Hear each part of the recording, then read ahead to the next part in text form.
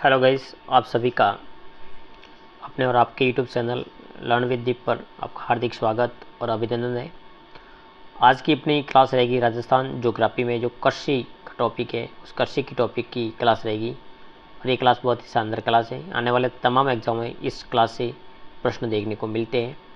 ये महत्वपूर्ण टॉपिक है। कृषि से संबंधित कोई भी प्रश्न हर एग्जाम में पूछा जाता है, चाहे कृषि की प्रकार हो, कृषि का क्षेत्र हो, फसल के प्रकार हो, प्रजातियाँ हो, सारे उसके बारे में प्रश्न पूछे जाते हैं। तो इस क्लास में अपन पढ़ने का प्रयास करेंगे। लीजिए अपन बिना देरी करते क्लास को स्टार्ट करते हैं। छोटा सा निवेदन करूँगा, चैनल पर पहली बार विजिट करो तो चैनल को सब्सक्राइब करें, साथ में वीडियो को लाइक करें, शेयर करें। राजस्थान की कृषि। भारत के संविधान अनुच्छेद जो 48 है, अनुच्छेद 48 में कृषि और पशुपालन का उल्लेख किया गया है। कौन सा आर्टिकल है? तो आर्टिकल 48 में कृषि और पशुपालन का क्या उल्लेख किया गया है। अब आता है एमएसपी। एमएसपी क्या होता है कि न्यूनतम समर्थन मूल्य है। एमएसपी का हिंदी में नाम है न्यूनतम समर्थन मूल्य। किसी भी फसल का जो उत्पादन होता है, किसी भी फसल का उत्पादन अधिक होने पर उसका मूल्य नहीं घटना चाहिए, उसे कहते हैं एमएसपी। जैसे मान लो गेहूँ है, गेहूँ की उत्पादन क्या हो गया, अधिक हो गया है, लेकिन अगर उसका मूल्य घट गया तो अपन उसको एमएसपी नहीं कहेंगे। मतलब किसी भी फसल का उत्पादन अधिक होने पर उसका मूल्य नहीं घटना चाहिए, इसे कहते हैं एमएसपी। ओके। अब देखिए अपन कृषि के प्रकार। कृषि दो प्रकार की होती है। एक कृषि होती है सामान्य कृषि, दूसरी कृषि होती है वैज्ञानिक कृषि। सामान्य कृषि क्या है, वैज्ञानिक कृषि क्या है, देखेंगे अपन। सामान्य कृषि पहला लेते हैं। सामान्य कृषि एक सघन कृषि होती है। उसमें भूमि के जो संसाधन होते हैं कम उपयोग में होते हैं, मतलब उपयोग में कम ले जाते हैं। उसके बाद प्रति हेक्टर उत्पादन अधिक होता है, मतलब उसमें भूमि संसाधन वो तो कम होता है और जो प्रति हेक्टर उत्पादन होता है वो क्या होता है, अधिक होता है। उसके साथ ही प्रति व्यक्ति उत्पादन कम होता है। मतलब सामान्य कृषि है, सामान्य कृषि सघन कृषि होती है, भूमि में संसाधन कम होता है, प्रति हेक्टर उत्पादन अधिक होता है और प्रति व्यक्ति उत्पादन कम होता है। अब देखेंगे वैज्ञानिक कृषि। वैज्ञानिक कृषि क्या होती है, ये विस्तृत कृषि होती है, बहुत बड़े क्षेत्र पर की जाती है। इसमें भूमि जो संसाधन होते हैं वो भी अधिक मात्रा में मौजूद होते हैं। उसमें जो प्रति हेक्टर जो उत्पादन होता है वो कम होता है। उसमें प्रति हेक्टर जो उत्पादन मिलता है वो क्या कम मिलता है, लेकिन जो सामान्य कृषि है वो सामान्य कृषि में अधिक मिलता है। उसके बाद जो प्रति व्यक्ति उत्पादन है वो भी अधिक होता है। प्रति व्यक्ति उत्पादन होता है वो वैज्ञानिक कृषि में अधिक होता है, लेकिन सामान्य कृषि में क्या होता है, कम होता है। अब अपन देखेंगे आगे स्थानबद्ध कृषि। स्थानबद्ध कृषि क्या होती है? स्थानबद्ध कृषि का एक ही अर्थ होता है कि एक ही स्थान पर कृषि करना, उसे कहते हैं स्थानबद्ध। मतलब एक ही स्थान में जो कृषि कहते हैं उसे कहते हैं स्थानबद्ध, मतलब स्थान से जुड़े रहना। जैसे कि मानव होता है, मानव स्टार्ट में क्या था, घुमटकू था, उसके बाद उसने संग्रहण किया, उसके बाद आखेट पर निर्भर रहा, आखेट के बाद उसने स्थानांतरण कृषि की और स्थानांतरण कृषि के बाद वो किस कृषि पर निर्भर रहा, लास्ट में जाकर स्थानबद्ध कृषि पर निर्भर रहा। इसी को अपन स्थानबद्ध कृषि कहते हैं। मतलब सर्वप्रथम हम प्राचीन काल में देखा जाए तो प्राचीन काल मानव क्या करता था, एक स्थान से घूम घूम कर पेड़ों को काट के उस जला के और इसी स्थान पर कृषि करता था। लेकिन धीरे धीरे उसमें सूझबूझ आई, बुद्धि आई, उसके बाद उन्होंने एक ही स्थान पर रहकर कृषि कार्य प्रारंभ कर लिया। इसी को अपन स्थानबद्ध कृषि कहते हैं। आगे देखिए विशेषता क्या होती है उसकी। विशेषता ये फसल चक्र उसमें होता है। मतलब फसल चक्र का मतलब होता है फसलों को बार बार अदल बदल कर बोया जाना, उसे कहते हैं फसल चक्र। उसके बाद कृषि के साथ में पशुपालन भी करता है ताकि उसका भरण पोषण भी होता रहे। उसके बाद ग्राम देवी और देवता का उद्भव। धीरे धीरे एक ही स्थान पर रहने लगा तो उन्होंने देवी देवता के प्रति उसका आस्था का भी सद्भाव बढ़ा।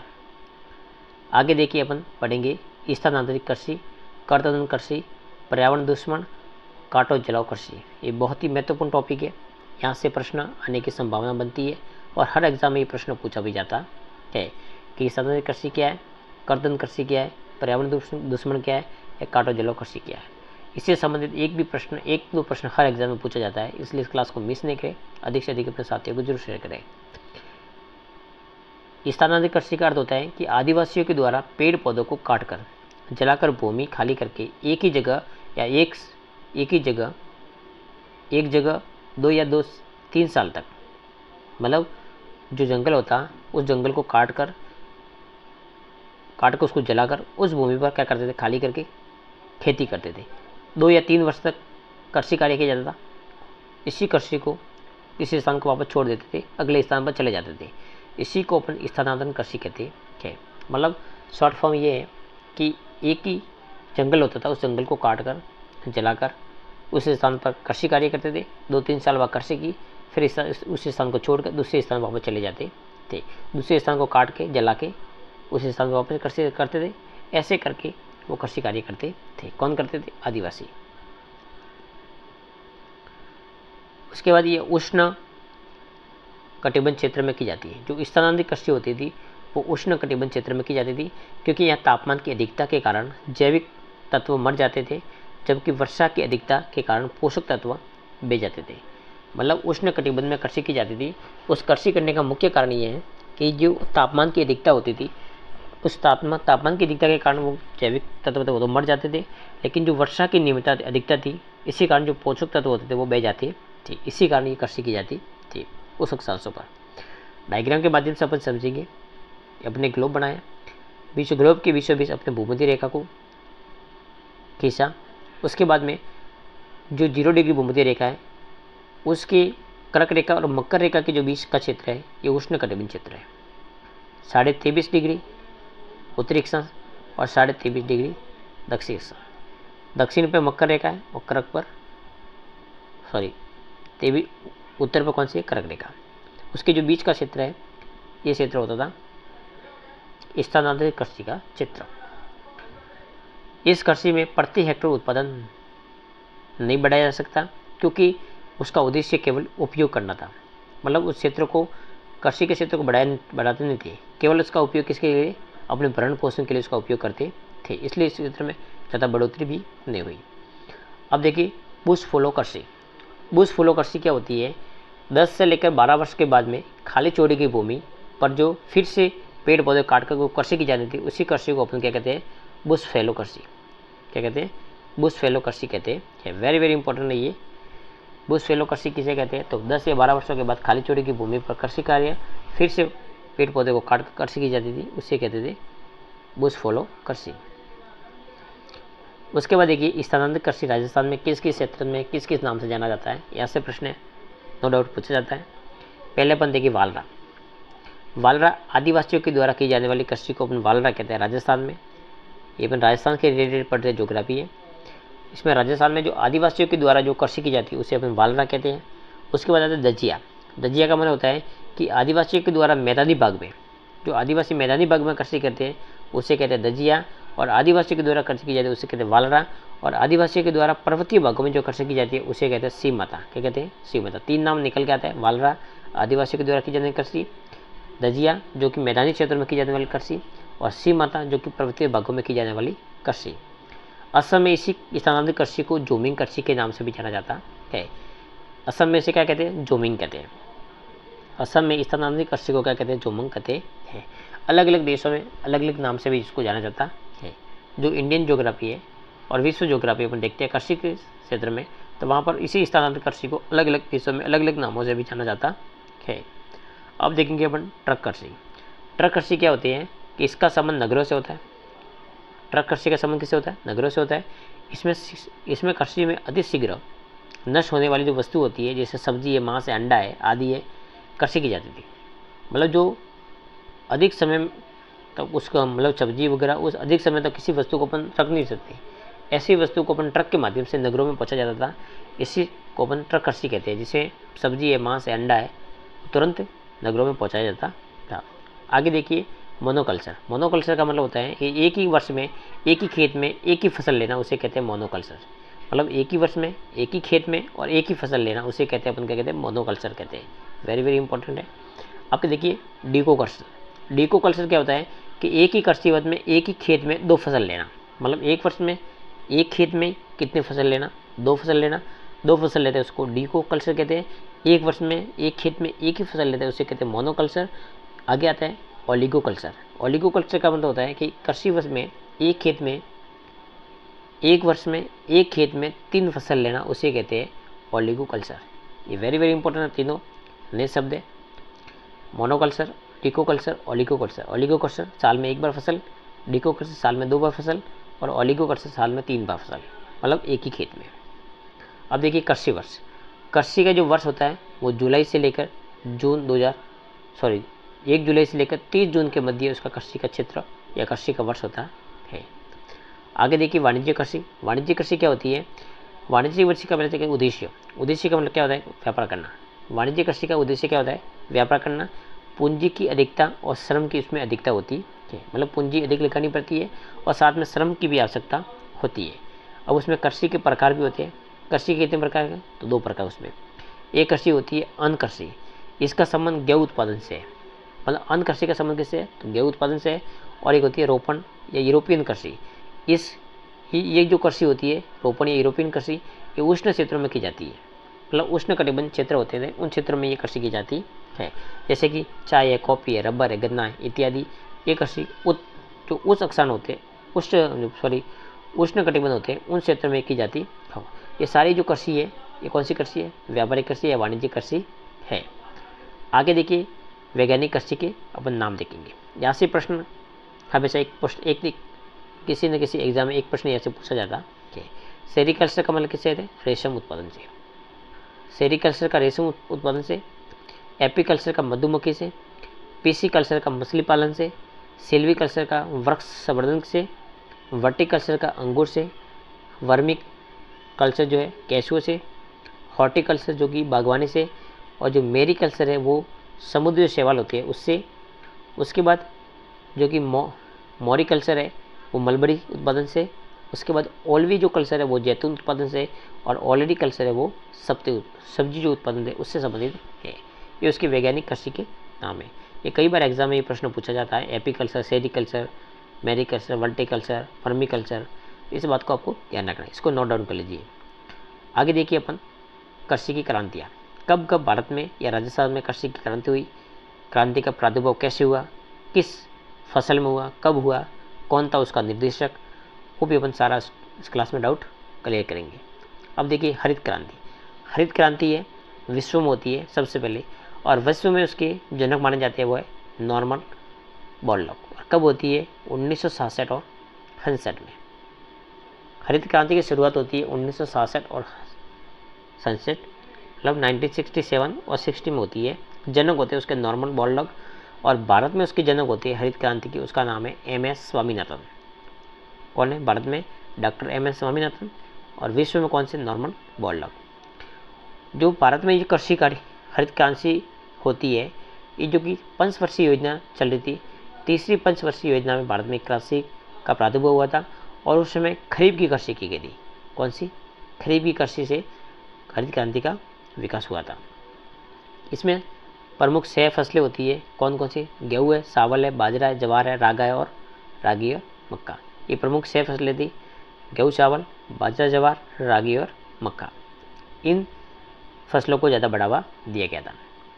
उद्देश्य देखिए, खाद्यान्न बढ़ाने के लिए रासायनिक उर्वरक का भी उपयोग करना समझा। मतलब अगर खाद्यान्न को बढ़ाना है तो हमें रासायनिक उर्वरक का भी उपयोग करना होगा, जैसे यूरिया है, DAP है, इनका ज़्यादा उपयोग होने लगा। लाभ क्या हुआ? से हरित क्रांति से लाभ ये हो गया कि खाद्यान्न में बढ़ावा हुआ और अत्यधिक उत्पादन हो गया, और किसान कैसे हुए? आत्मनिर्भर हुए। इससे तो ये हरित क्रांति से लाभ हुआ था। हानि क्या हुई? वो हानि भी अपन देखेंगे। लाभ ये हुआ कि खाद्यान्न में बढ़ावा हुआ, उत्पादन अधिक हुआ, किसानों को आत्मनिर्भरता मिल गई थी। नुकसान ये हुआ कि जो क्षेत्रीय असमानता थी उसमें वृद्धि हुई, क्योंकि रासायनिक उर्वरकों का उपयोग किया गया।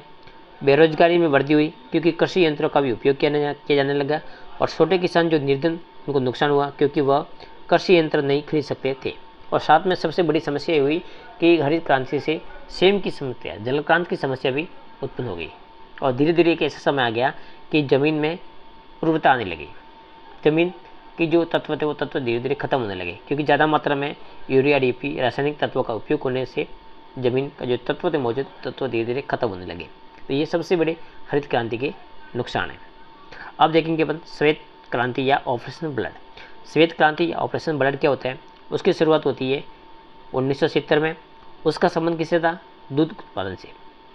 दूध के उत्पादन से उसका संबंध है किसका, श्वेत क्रांति या ऑपरेशन फ्लड कहते हैं। उसके जो जनक है वो वर्जिस कुरियन, कौन है, वर्जिस कुरियन। उसके बाद देखिए लाल क्रांति थी वो टमाटर या मांस से थी, पीली क्रांति थी वो तिलन से थी, नीली क्रांति जो मछली से, गुलाबी क्रांति वो झींगा वाली जो मछली पालन उससे थी, बादामी जो क्रांति थी वो फसलों के उत्पादन से, गोल्ड क्रांति है वो आलू से, और भूरी क्रांति थी वो खाद्यान्न के उत्पादन बढ़ाने से। ये प्रमुख क्रांतियाँ हुई थी जो कृषि से संबंधित है। कई बार एग्जाम प्रश्न पूछा जाता है कि लाल क्रांति, भूरी क्रांति, ऑपरेशन ब्लड, श्वेत क्रांति, नीली क्रांति, गुलाबी क्रांति, ये किससे संबंध है, इस बात को आप ध्यान रखना है। थोड़ा एक बार और देख लेते हैं। श्वेत क्रांति ऑपरेशन फ्लड जो कि दूध के से उत्पादन से, लाल क्रांति टमाटर मांस से, पीली क्रांति तिलन से, नीली क्रांति जो मछली उत्पादन से, और गुलाबी क्रांति जो झींगा वाली मछली होती है उससे, बादामी है जो फसलों के, गोल है वो आलू से, और भूरी क्रांति है वो खाद्यान्न उत्पादन से है। आगे अपन देखेंगे कृषि का जोत। कृषि का जोत क्या होता है, कृषि का जोत का अर्थ होता है कि कृषि भूमि जोत कहलाती है। जो कृषि भूमि होती है उसी को अपन कहते हैं कृषि जोत कहलाती है। संख्या बढ़ने पर जोत का जो क्षेत्रफल था वो धीरे धीरे क्या हो गया, कम होता गया, लेकिन जोत की संख्या क्या हुई, बढ़ती गई। भूमि का क्षेत्रफल तो क्या हो गया, कम हो गया, और जोतों का जो आकार था, संख्या थी, वो धीरे धीरे क्या हुई, बढ़ती गई। अब जोतों के प्रकार उसको 5 भागों में बांटा गया है। कितने प्रकार, जोतों के प्रकार उसको 5 भागों में बांटा गया है। पहला बड़ा आकार, मध्यम आकार, अर्ध मध्यम आकार, लघु आकार और सीमाएं आकार। ये प्रमुख 5 है। एक एक करके अपन उसको देखने का प्रयास करेंगे। पहला है 10 हेक्टर से अधिक जो भूमि होती थी उसे कहते थे बड़ा जोत। कुल जोत उसका प्रतिशत कितना होता था, 4.6% होता था। मध्यम आकार में अपन देखेंगे जिसमें 4 से लेकर 10 हेक्टर के मध्य जो भूमि होती थी उसको अपन मध्यम जोत आकार कहते थे। उसमें 11.7% जोत कुल जोत का प्रतिशत था। और अर्ध भूमि या अर्ध मध्यम प्रकार का जोत अपन देखेंगे उसमें 2 से लेकर 4 हेक्टर तक भूमि होती थी, और उसमें जोत का जो प्रतिशत था वो 18.5 था। उसके बाद जो लघु आकार है इसमें 1 से लेकर 2 हेक्टर तक होती थी, और उसमें जोत का प्रतिशत कितना था, 21.9। कितना था, 21.9। और सीमांत जो आकार के जोत थे उसमें 1 हेक्टर से कम भूमि होती थी, लेकिन इसमें जोत का कितना प्रतिशत था, 40.42। सबसे ज़्यादा किसमें था, तो सीमांत जो आकार के जोत थे उसमें सबसे जोत का प्रतिशत क्या था, ज़्यादा था। अब देखिए जोत का आकार किस प्रकार है। बड़ा आकार का क्षेत्रफल कितना था, माइनस में 13.2, और संख्या कितनी है, -11.1। मध्यम आकार का जोत है उसमें -0.2 और +0.4%। अर्ध जो मौसम आकार था उसमें 5.6% और 6.7%। ये तो उसकी संख्या थी, ये उसका क्षेत्रफल है। उसके बाद देखिए लघु आकार है उसमें 10.5% और जो 11.1%। उसके बाद में सीमांत आकार है उसमें सीमांत आकार में देखेंगे 19.7% और 22.2%। ये क्या है, ये प्रमुख जोतों के आकार है, जोतों के क्षेत्रफल है और जोतों की संख्या है। कई बार जोत के संबंधी प्रश्न यहाँ से भी पूछा जाता है, इसलिए उसको बहुत ही संगता के साथ में, गहराई के साथ में उसको पढ़े समझे, और अपने साथियों को जरूर इस क्लास को शेयर करें ताकि सभी को इसका बेनिफिट मिले। 10वीं कृषि गणना में बड़े आकार और मध्यम आकार के जोतों की क्षेत्रफल में क्या हुई थी, कमी हुई थी। 10वीं जो कृषि थी उसमें जो बड़े आकार जो मध्यम आकार जोत की उसमें क्या हुई थी, कमी हुई थी क्षेत्रफल में, जबकि जो अर्ध मध्यम लघु और सीमांत जोत थे उसमें क्या हुई थी, वृद्धि हुई थी।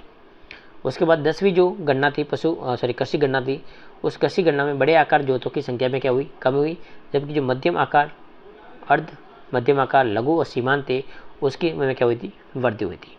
मतलब ये जोत के आंकड़े 10वीं गणना के हैं। मतलब जोत की जो ये आंकड़े हैं ये कौन सी गणना के, तो 10वीं कृषि गणना के है।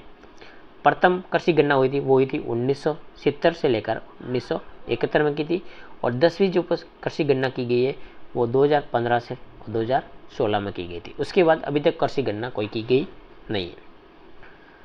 अब हम देखेंगे राजस्थान में कृषि जलवायु की खंड। कृषि जलवायु के खंड को 10 भागों में बांटा गया।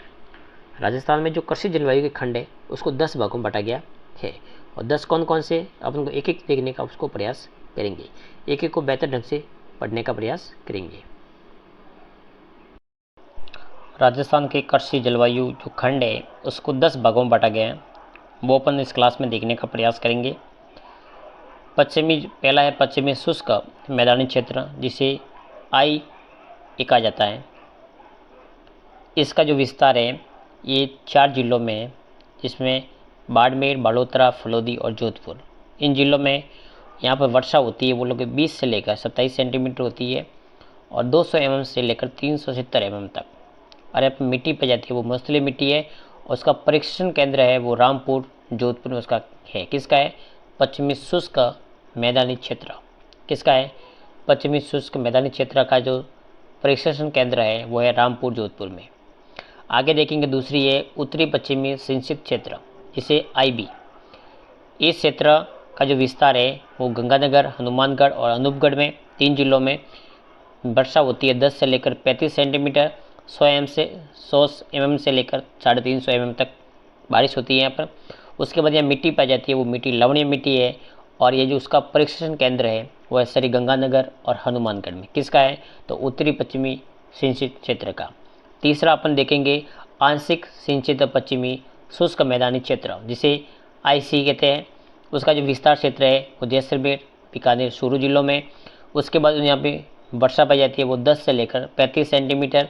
उसके बाद में जो मिट्टी होती है यहाँ पर मुस्तली मिट्टी है, जो कि पहले अपने देखा था फर्स्ट में वो की वो सेम मिट्टी है। उसके बाद उसका परीक्षण केंद्र है वो है लुणकसर, बीकानेर। लुणकसर बीकानेर में उसका परीक्षण केंद्र है। किसका है? तो आंशिक और सीमित जो पश्चिमी शुष्क मैदानी क्षेत्र है उसका है। उसके बाद अपन देखेंगे अंतःस्थलीय जलोस्तरण क्षेत्र, जिसे उसका जो विस्तार है उसका विस्तार किन जिलों में? तो देखिए सीकर है, चूरू है, झुंझुनू है, नीम का थाना है, डिडवाना, कुचामन, नागौर। इन जिलों में उसका विस्तार है। यहाँ पर जो बारिश होती है वो करीबन 30 से लेकर 50 सेंटीमीटर के आसपास बारिश होती है और मिट्टी पाई जाती है वो है भूरी और रेतीली मिट्टी। कैसी है? भूरी और रेतीली मिट्टी है। किस पर है? तो अंतःस्थलीय जलोस्तरण क्षेत्र में। उसका जो परीक्षण केंद्र है वो आबूसर, झुंझुनू में उसका परीक्षण केंद्र है। तो एग्जाम में आपको परीक्षण केंद्र के संबंधित प्रश्न पूछा जा सकता है, इसलिए सारे परीक्षण केंद्र है उसको एक बार देख लेना आप। उसके बाद देखिए लोनी संक्रांति प्रदेश, जिसे लोनी बेसिन के नाम से जाना जाता है।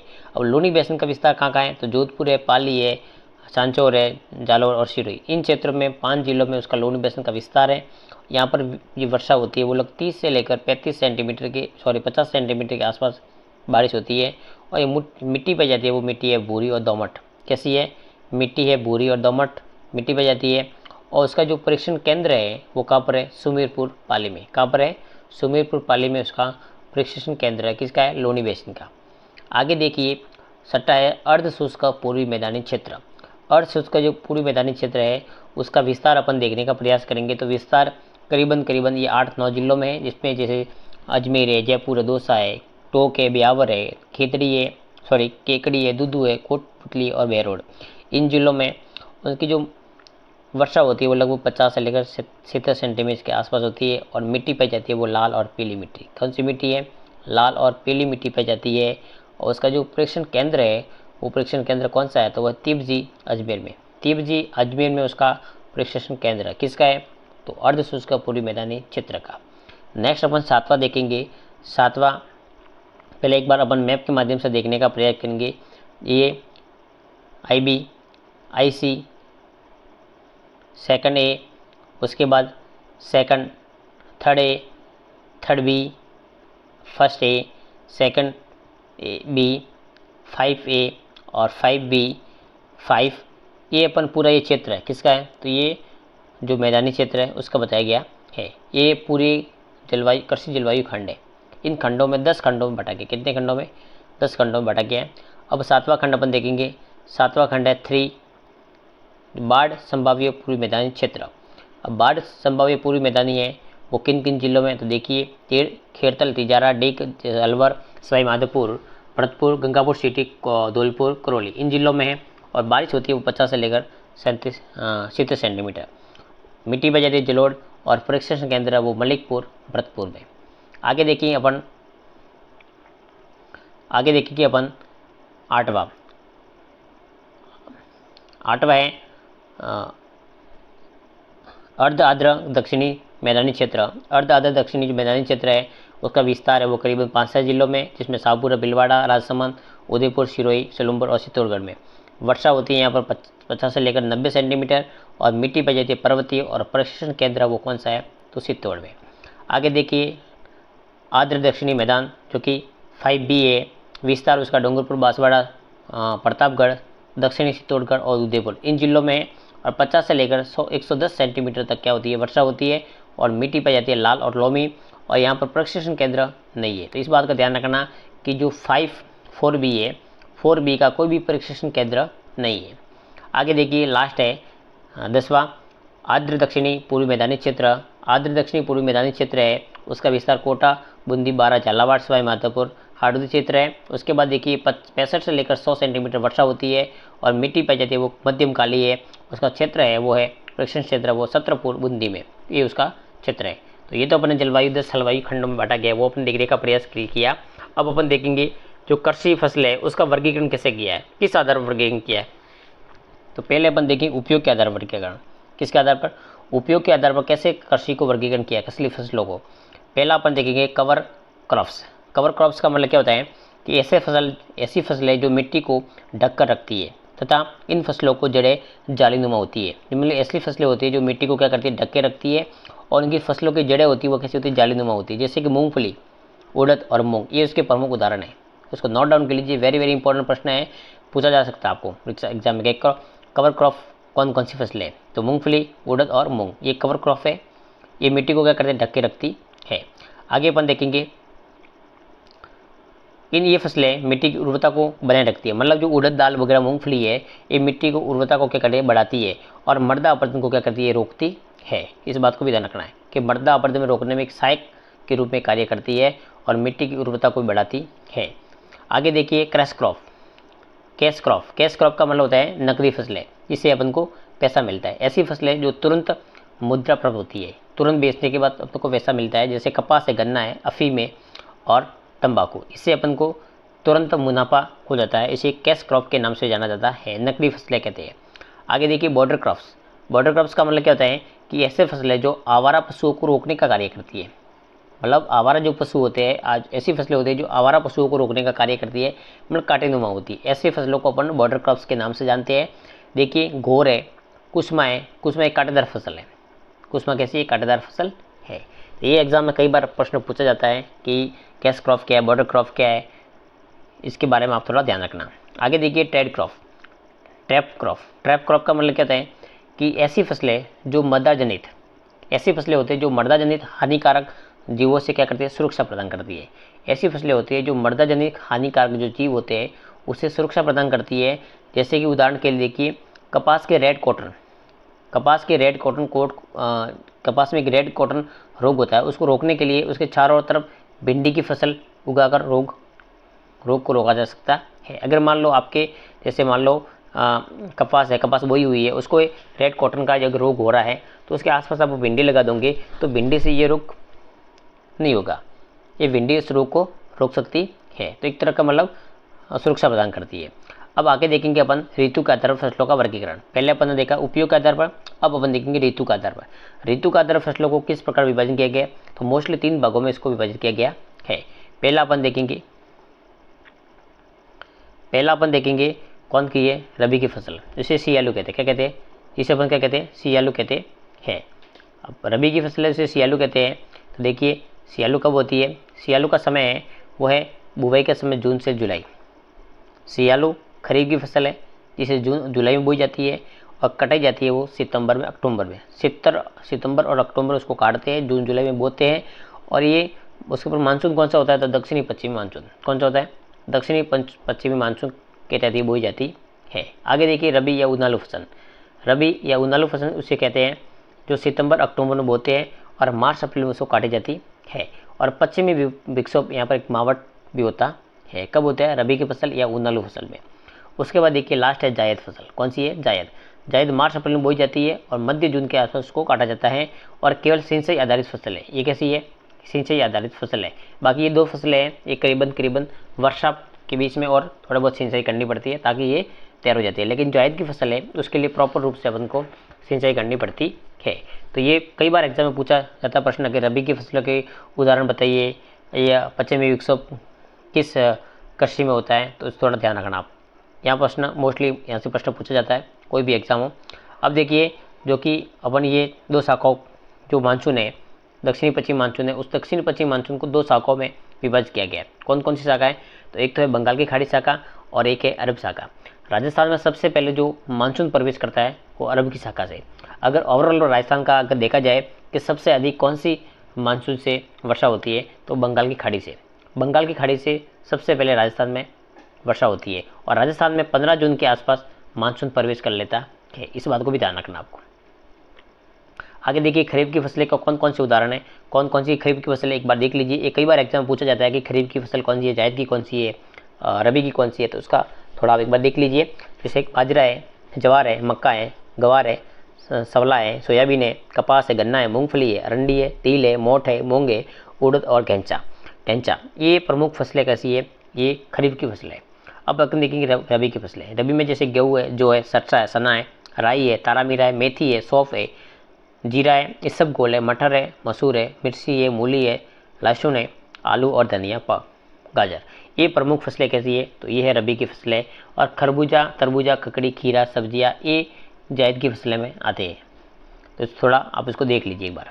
अब देखेंगे खरीफ की फसलों का सामान्य जानकारी अपन देखेंगे कि कैसा उसका उत्पादन होता है, कैसे उसका उत्पादकता होती है। तो उसका प्रोडक्शन अपन देखेंगे, उत्पादन कैसे होता है। तो उसका संबंध कुल उत्पादन से है। किसका है? उसका संबंध किससे? कुल उत्पादन से संबंध है। और उसकी उत्पादकता देखेंगे, प्रोडक्टिविटी अपन देखेंगे, तो प्रति हेक्टर या प्रति बीघा उत्पादन क्या है वो अपन उसको देखने का प्रयास करेंगे। अब देखिए बाजरा का वैज्ञानिक नाम है पेनिसेटम टाइफोइडी। पेनिसेटम टाइफोइडी उसका वैज्ञानिक नाम है। किसका वैज्ञानिक नाम है? बाजरा का। और बाजरा के लिए वर्षा किसकी आवश्यकता होती है? बाजरा के लिए 20 से लेकर 46 सेंटीमीटर की वर्षा की आवश्यकता होती है। और मिट्टी कौन सी होती है? तो बलुई मिट्टी में बाजरा आराम से उग जाता है। और उत्पादन कितना होती है? सबसे अधिक उत्पादन होता है वो तो अलवर और जयपुर में। और उत्पादकता होती है प्रति हेक्टर देखा जाए तो वो अलवर और धौलपुर में। और क्षेत्रफल में देखा जाए तो सर्वाधिक क्षेत्रफल में बाजरा बोया जाता है वो बाड़मेर और जोधपुर में। और बाजरा का जो अनुसंधान केंद्र है वो कहाँ पर है? तो वो है मंडोर जोधपुर, उसको ध्यान रखिए। यहाँ से प्रश्न कई बार पूछा जाता है सर्वाधिक बाजरा कहाँ है? तो बाड़मेर में। और बाजरा का जो अनुसंधान केंद्र है वो कहाँ है? मंडोर जोधपुर में। नेक्स्ट अपन देखेंगे इसकी विशेषता। देखिए जैसे विशेषता क्या है, ये विशेषता देखिए, यह 5F फसल है। 5F फसल का मतलब क्या होता है? देखिए फोल्ड, फॉडर, फर्टिलाइज, फ्यूल और फाइबर। मतलब उसमें खाद्यान्न होता है, मतलब 5 फैक्टर उसमें काम करते हैं। खाद्यान्न है, सारा है, उर्वरक है, ईंधन है और रेशा या आहार। ये उसका F फसल है। कई बार प्रश्न पूछा जा सकता है कि F फसल कौन सी है, तो आपको ध्यान रखना बाजरा। कौन सी है? बाजरा। पूर्व से पश्चिम की ओर उसका क्षेत्रफल बढ़ता जाता है, जबकि पश्चिम से पूर्व की ओर उत्पादन क्या करता है? बढ़ता है। मतलब पूर्व से अपन पश्चिम की ओर जाएंगे तो क्षेत्रफल बढ़ता है, पूर्व की ओर पश्चिम से अपन जाएंगे तो क्या करेंगे? क्षेत्रफल बढ़ता है। जबकि पश्चिम से अपन पूर्व की ओर जाएंगे तो उत्पादन बढ़ता है। क्या बढ़ता है? उत्पादन बढ़ता है। अब देखेंगे मक्का का जो वैज्ञानिक नाम है उसका नाम है जियामेट या माइस। क्या नाम है? जियामेट या माइस उसका नाम है। वर्षा कितनी होती है? 50 से लेकर 80 सेंटीमीटर। और मिट्टी कौन सी होती है? लाल और लोमी मिट्टी उसके लिए आवश्यकता है। उत्पादन कहाँ होता है? तो चित्तौड़गढ़ और भीलवाड़ा में। उत्पादकता कहाँ होती है? तो चित्तौड़गढ़ और बूंदी में। उसका क्षेत्रफल देखेंगे तो क्षेत्रफल है वो भीलवाड़ा और उदयपुर है। कौन सा है? भीलवाड़ा, उदयपुर। और अनुसंधान केंद्र कहाँ है? तो बोरखेड़ा बांसवाड़ा में। बोरखेड़ा बांसवाड़ा में वो मक्का का अनुसंधान केंद्र है। इस बात को ध्यान रखना। यहाँ से प्रश्न कई बार एग्जाम पूछा जाता है। ये अनुसंधान केंद्र है, सब क्या आपको याद रट लेना। ये बहुत ही एग्जाम में कई बार पूछा जाता है, चाहे वैज्ञानिक नाम हो या अनुसंधान केंद्र हो। ये सर्वाधिक क्षेत्रफल कहाँ है? इस 3 चीज़ों को आप एक बार एग्जाम में जाने से पहले उसको देख लेना। आगे देखिए गन्ना का जो वैज्ञानिक नाम होता है उसका सैकरम ऑफिसिनेरम होता है, ये उसका वैज्ञानिक नाम है। उसके बाद वर्षा होती है 125 सेंटीमीटर के आसपास वर्षा है या इससे अधिक है गन्ने में। उसके बाद मिट्टी होती है उसे मध्यम काली प्रकार की मिट्टी पाई जाती है। उत्पादन कितना होता है? तो उत्पादन होता है वो श्रीगंगानगर और चित्तौड़गढ़ में। और उत्पादकता कहाँ होती है प्रति हेक्टर? तो वो होती है करौली और जयपुर में। और क्षेत्रफल में सर्वाधिक गन्ना बोया जाता है वो श्रीगंगानगर और चित्तौड़गढ़ में। कहाँ पर? श्रीगंगानगर और चित्तौड़गढ़ में। और उसका अनुसंधान केंद्र है वो कहाँ पर है? तो वो है श्रीगंगानगर। इस बात को भी ध्यान रखना। आगे देखिए चावल है। चावल का वैज्ञानिक नाम है ओराराइजा सेटाइवा। ओराराइजा सेटाइवा है ये चावल के लिए वर्षा कितनी आवश्यकता होती है? तो 150 सेंटीमीटर से अधिक वर्षा वाले क्षेत्र में चावल बोया जाता है। और मिट्टी कैसी होनी चाहिए? उसके लिए मिट्टी दोमट और जलोढ़ मिट्टी होनी चाहिए। उत्पादन अधिक कहाँ होता है, तो बूंदी और हनुमानगढ़ में उत्पादन होता है। और उत्पादकता प्रति हेक्टेयर देखा जाए तो वह हनुमानगढ़ और कोटा में। उसका क्षेत्रफल कहाँ है सर्वाधिक, तो बूंदी और हनुमानगढ़ में चावल अधिक मात्रा में बोया जाता है। अब देखेंगे सबला। सबला का वैज्ञानिक नाम है विग्ना साइनेसिस। विग्ना साइनेसिस उसका वैज्ञानिक नाम है किसका, सबला का। सबले के लिए वर्षा कितनी आवश्यकता है, 50 से लेकर 80 सेंटीमीटर। मिट्टी दोमट होनी चाहिए। उत्पादन झुंझुनू और सीकर में होता है। उत्पादकता है प्रति हेक्टर वो सीकर और बांसवाड़ा में, और क्षेत्रफल में देखा जाए तो झुंझुनू और सीकर में अधिक होता है। उसके बाद देखिए मूंगफली। मूंगफली का जो वैज्ञानिक नाम है एराकिस हाइपोजिया। एराकिस हाइपोजिया ये मूंगफली का वैज्ञानिक नाम है। मूंगफली के लिए वर्षा कितनी होनी चाहिए, 50 से लेकर 80 सेंटीमीटर के मध्य। और मिट्टी होनी चाहिए उसके लिए लाल और पीली मिट्टी। कौन सी मिट्टी, लाल और पीली मिट्टी। अगर राजस्थान का राजकोट कहा जाता है तो लोनासर जो बीकानेर है यहाँ सबसे अधिक मूंगफली पैदा की जाती है, इसलिए उसका राजस्थान का राजकोट के नाम से भी जाना जाता है। उत्पादन देखिए तो बीकानेर और जोधपुर में। उत्पादकता देखिए तो बीकानेर और सिरोही में। और क्षेत्रफल में सबसे अधिक जो मूंगफली होती है वो होती है बीकानेर और जोधपुर में, आगे देखिए जवार। जवार का वैज्ञानिक नाम है सोरेगम वेलगर। सोरेनियम वेलगर है ये उसका वैज्ञानिक नाम है। अब उसमें वर्षा होती है वो 50 से लेकर 70 सेंटीमीटर के आसपास। और मिट्टी कौन सी होती है, दोमट। इसे गरीब की रोटी के नाम से भी जाना जाता है। इसे क्या कहते हैं, गरीब की रोटी भी कहते हैं किसको, जवार को। जवार को गरीब की रोटी के नाम से भी जाना जाता है। उत्पादन होता है अजमेर और भीलवाड़ा में। और उत्पादकता होती है वो भीलवाड़ा और राजसमंद में। और क्षेत्रफल होता है वो अजमेर और पाली में। क्या होता है, अजमेर और पाली में। आगे देखिए कपास। कपास का वैज्ञानिक नाम है गॉसिपियम हाइबेरियम उसका वैज्ञानिक नाम है। वर्षा होती है 500 से लेकर 100 सेंटीमीटर के आसपास। और मध्यम काली मिट्टी होनी चाहिए।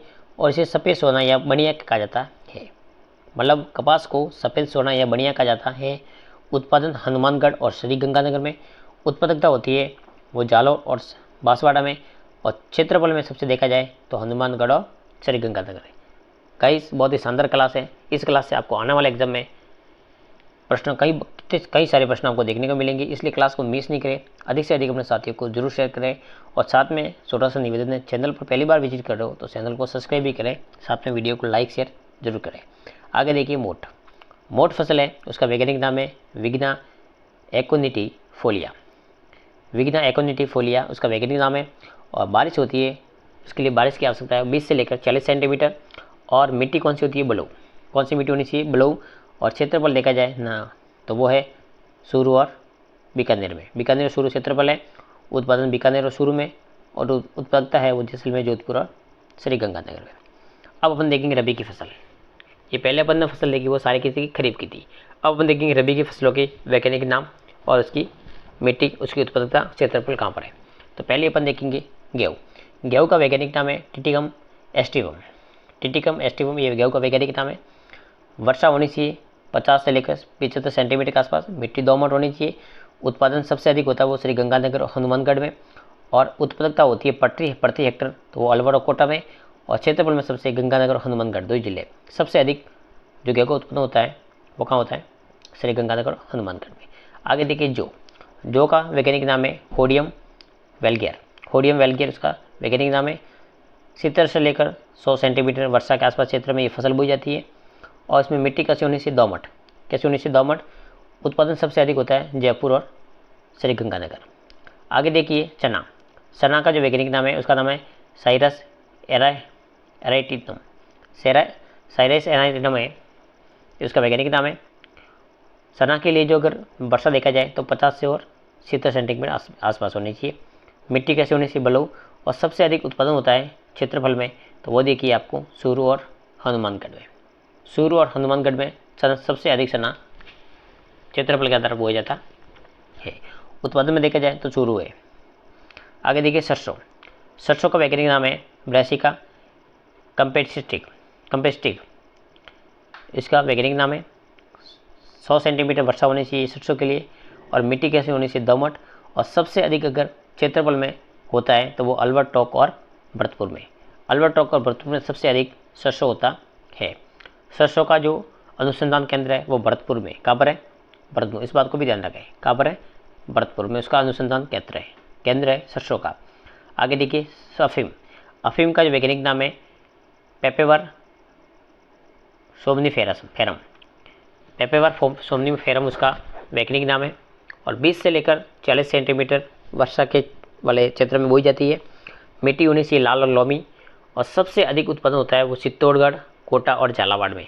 सही उत्पादन देखो, उत्पादकता देखो या क्षेत्रफल देखो, सबसे अधिक चित्तौड़, कोटा और झालावाड़ में होता है। क्या होता है, अफीम। आगे देखिए तंबाकू, तंबाकू का वैज्ञानिक नाम है निकोटिना टोबैकम, निकोटिना टोबैकम तंबाकू का वैज्ञानिक नाम है। 20 से लेकर 50 सेंटीमीटर के आसपास वर्षा, लाल मिट्टी होनी चाहिए, काली, और जालोर और अलवर में सबसे अधिक उसका उत्पादन होता है क्षेत्रफल में। ये तो अपने देखा रबी की फसलों का वैज्ञानिक नाम कौन कौन से क्या पर अधिक होती है। अब देखेंगे राजस्थान की उत्कृष्टता केंद्र कहाँ पर है, कृषि फसलों के अनुसंधान केंद्र वो कहाँ पर है, एक बार वो देखते हैं। यहाँ से आप 1-2 प्रश्न मान के चलिए इस क्लास से, आपको डेफिनेटली इस क्लास से 2-3 प्रश्न आपको आने वाले एग्जाम में डेफिनेटली देखने को मिलेंगे। अनुसंधान केंद्र से हर बार प्रश्न पूछा जाता है, रबी की फसलों से पूछा जाता है, वैज्ञानिक नामों से प्रश्न पूछा जाता है। तो ऐसे प्रश्न 3-4 प्रश्न बनते हैं। इस क्लास को मिस नहीं करिए, आपके आने वाले एग्जाम में 3-4 प्रश्न इस क्लास से डेफिनेटली सही होने वाले हैं। अब देखिए अनार के जो अनुसंधान केंद्र है वो कहाँ है, जयपुर में। नींबू का कहाँ है, तो कोटा में नानता। खजूर का कहाँ है, तो सागर भोजका जैसलमेर में, ये किसका है, खजूर का। संतरा का कहाँ पर है, तो झालावाड़ में। आम का कहाँ है, तो धौलपुर में। अमरूद का कहाँ है, टोंक में। सीताफल का कहाँ है, चित्तौड़ में। सब्जी का कहाँ है, बूंदी में। ये प्रमुख अनुसंधान केंद्र किसके, फसलों के। उसके बाद फूल का कहाँ है, तो फूल का है सवाई माधोपुर में। ये प्रमुख मोटे मोटे अनुसंधान केंद्र है, तो आप देख लीजिए एक बार। जैसे जयपुर है अनार, नींबू, कोटा, खजूर, सागर भोजका जैसलमेर में, संतरा है वो झालावाड़ में, आम है धौलपुर में, अमरूद है टोंक में, सीताफल है चित्तौड़ में। उसके बाद में सब्जी है बूंदी में, और फूल है सवाई माधोपुर में। अब देखेंगे प्रमुख योजनाएं, कृषि संबंधित कौन कौन सी प्रमुख योजना भी चलाई जा रही है वो भी अपन देख लेते एक बार, ताकि अपना प्रश्न गलत नहीं हो। सहकारिता किसान क्रेडिट योजना, उसको कहते हैं केसीसी। केसीसी का जो प्रारंभ हुआ था 1998 में। उसका उद्देश्य क्या है, किसानों को केसीसी आवंटित करना ताकि उन्हें आर्थिक सहायता मिल सके। किसको, किसानों को। राजस्थान में प्रथम केसीसी कार्ड बना था, वो बना था राम निवास यादव का। किसका बना था, राम निवास यादव का प्रथम केसीसी कार्ड बना था। कब बना था, 1999 में उसको दिया गया था। सलू को भी 1998 में किसान कार्ड किसको दिया था, राम निवास यादव को 1999 में। आगे देखिए आइसो पोम योजना। आइसो जो पोम योजना है ये 2004 और 2005 में शुरू की गई थी। इसका उद्देश्य क्या है, तिलहन जो फसल है उसको बढ़ावा देना। तिलहन फसलों को बढ़ावा देने के लिए आइसो पोम जो योजना उसका शुभारंभ किया गया था। आगे देखिए नेक्स्ट तीसरी है अमूल्य नीर योजना। अमूल्य नीर योजना है 2005 और 2006 में उसको शुरू किया गया था। उसका उद्देश्य मोटा मोटा क्या था, जल संरक्षण करना, जल को बचाना, इसका ये योजना था अमूल्य नीर योजना, इसका नाम ही ऐसा है। आगे देखिए चौथा है गूगल संरक्षण विकास कार्यक्रम। अब गूगल संरक्षण जो विकास कार्यक्रम है ये 2008 और 2009 में शुरू किया गया था, और उसका उद्देश्य क्या था, गूगली जो औषधि है पौधों का विकास करना। जो गूगली औषधि पौधे हैं उनको बढ़ावा देने के लिए इस योजना का ये कार्यक्रम चलाया गया था 2008 और 2009 में। आगे देखिए नेक्स्ट है वो कौन सा है, तो वो है राष्ट्रीय औषधि पादप मिशन, जिसे कहते हैं आयुष। क्या कहते हैं, आयुष मिशन कहते हैं, और 2009 और 10 में शुरू किया गया था। उसका उद्देश्य क्या था कि औषधि पौधों का विकास करना। जैसे औषधि पौधे कौन कौन से हैं, जिसमें अश्वगंधा है, सफ़ेद मूसली है, सीतावरी गलोई है, ग्वार बटाएँ और मुलेठी और तुलसी। इन पौधों को बढ़ावा देने के लिए राष्ट्रीय औषधि जो पादप मिशन है वो शुरू किया था आयुष मिशन 2009 और 10 में। लेकिन कोरोना काल में सरकार ने भी हर व्यक्ति को एक योजना के माध्यम, औषधि योजना के माध्यम से 5-5 पौधे वितरित किए गए थे, जिसमें अश्वगंधा है, सफ़ेद मूसली है, सीतावर गलोई है, ये पौधे उसको वितरित किए गए थे लोगों को। राज्य की प्रथम कृषि नीति, अगर राज्य की प्रथम कृषि नीति देखा जाए तो 2013 में आई थी। कब आई थी, 2013 में प्रथम कृषि नीति आई, और प्रतिवर्ष कृषि विकास दर कितनी, 4% रखने का उसने दायरा रखा था। कितने परसेंट, 4%। आगे देखिए मुख्यमंत्री बीज स्वावलंबन योजना। मुख्यमंत्री जो बीज स्वावलंबन योजना थी 2017 में आई थी। किसानों को उन्नत बीज उपलब्ध कराना, इसका उद्देश्य क्या था, किसान थे उसको उन्नत बीज उपलब्ध कराना। मुख्यमंत्री बीज स्वावलंबन योजना 2017। आगे देखिए राष्ट्रीय कृषि खाद्य संस्करण निर्यात एवं व्यावसायिक नीति, ये कब आई थी, ये 2019 में आई थी। उसका मोटा मोटा उद्देश्य क्या था, कृषि निर्यात को बढ़ा देना, कृषि को क्या करना, निर्यात करना, इसके संबंध में योजना थी। अब देखिए पशु प्रमुख फसलों की किस्में, कौन कौन सी किस्में, यहाँ से प्रश्न पूछा जाता है। अब देखेंगे अपन प्रमुख फसलें। प्रमुख फसलें कौन सी है, तो इसमें गेहूँ। गेहूँ की प्रमुख फसलें कौन कौन सी है, तो देखिए गंगा सुंदरी, सोना कल्याण, सोनालिका, कोहिनूर, मालविका, मंगला, मैक्सिन, लाल बहादुरा और दुर्गापुर, 65 और लोकवन, ये प्रमुख किसकी फसल है, तो ये गेहूँ की फसल है। इसको ध्यान रखिए। एक बार अपन और देख लेते हैं कौन कौन सी है। देखिए जैसे गंगा सुंदरी है, लोक कल्याण, सोना कल्याण है, सोनालिका है, कोहिनूर है, मालविका है, मंगला है, मैक्सिन है, लाल बहादुर है, दुर्गापुर, 65 है, लोकवन, ये प्रमुख फसल किसकी है, तो ये है प्रमुख फसल है किसकी है, तो गेहूँ की। मक्का की देखिए, मक्का की माई धवल, माई कंचन, सूर्य प्रभात, सूर्य किरण और विजय किरण और सविता, ये प्रश्न कई बार एग्जाम में पूछा गया है, उसको आप 3 स्टार लगा दीजिए। चावल की देखिए, माई सुगधा, चंबल, जया, पद्मा, कृष्णा, कावेरी, गोदावरी, बासमती, ये प्रमुख किसकी फसल है, चावल की किस्में। जौ की किस्में कौन सी है, तो ज्योति और राजकिरण, प्रमुख फसल है, ये किरण है, सॉरी प्रमुख किस्में। आगे देखिए चना, चना की जो कौन कौन सी किस्में, तो अनुभव, वरदान है, अर्पण है, संगम है और सम्राट है। सरसों की कौन सी है, तो दुर्गामणि है, वरुणा है, पूषा कल्याणी है और पायोनीर है, ये प्रमुख किसकी है, तो सरसों की है। तो आज की क्लास में अपन ने शानदार ढंग से कृषि के संबंधित जो भी डाउट्स थे, जो भी कृषि की फसलें है, कृषि का अनुसंधान केंद्र है, कृषि का विस्तार है, कौन सी मिट्टी कैसी है, सारा अपन एक ही क्लास में देखने का प्रयास किया। क्लास अच्छी लगे तो अधिक से अधिक अपने साथियों को जरूर शेयर करें और इस क्लास से आपको आने वाले एग्जाम में 4 से 5 प्रश्न देखने को मिलेंगे, इसलिए इस क्लास को मिस नहीं करें, अधिक से अधिक अपने साथियों को जरूर शेयर करें। और आगे मैं और भी राजस्थान की ज्योग्राफी के समय जो भी क्लास है वो लेके आऊँगा, ताकि आने वाले एग्जाम में आपको प्रश्न कोई भी मिस नहीं हो। धन्यवाद। जय भारत।